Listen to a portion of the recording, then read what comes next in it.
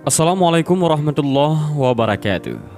Dan pada video kali ini kita akan membahas salah seorang sahabat dari Rasulullah Shallallahu Alaihi Wasallam yang ikut dalam perang Uhud, namun Rasulullah Shallallahu Alaihi Wasallam berkata bahwa dia adalah ahli neraka.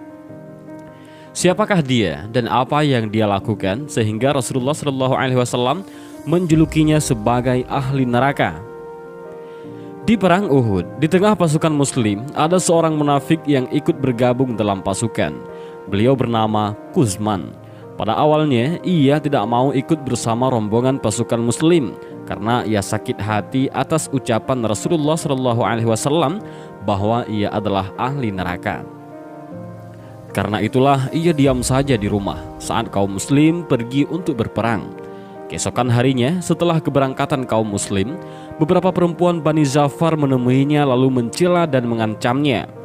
"Hai Kuzman, orang lain keluar untuk berperang, sedangkan engkau diam saja di rumahmu.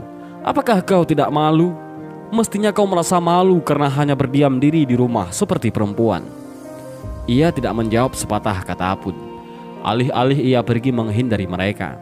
Namun para perempuan itu mengejarnya dan berkata lagi, "Sungguh, kau seperti perempuan.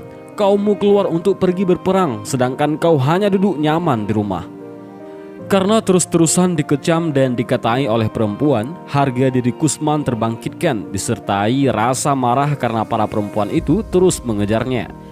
Ia bergegas memasuki rumah dan keluar lagi dengan membawa pedang, tombak, dan perisainya. Kemudian ia menaiki hewan tunggangannya dan bergerak menuju Uhud untuk menyusul Rasulullah Shallallahu Alaihi Wasallam dan pasukan Muslim. Ia tiba di perkemahan kaum Muslim ketika Rasulullah Shallallahu Alaihi Wasallam sedang merapikan barisan. Kuzman berjalan dari barisan paling belakang hingga tiba di barisan paling depan. Kelak saat perang berkecamuk, ia termasuk di antara barisan Muslim yang pertama melemparkan tombak. Ia memang dikenal mahir melemparkan tombak, sehingga lemparan tombaknya itu melayang jauh dan ringan bagaikan lontaran anak panah. Ia bertarung dengan penuh keberanian sambil berteriak kencang. Setelah melemparkan tombak, ia hunus pedangnya lalu mengayunkannya dan menyerang musuh dengan ganas.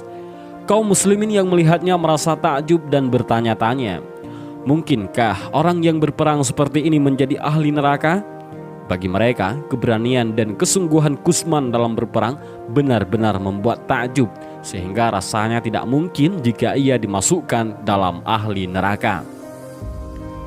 Saat perang Uhud, para pembawa panji Quraisy menjadi sasaran utama kaum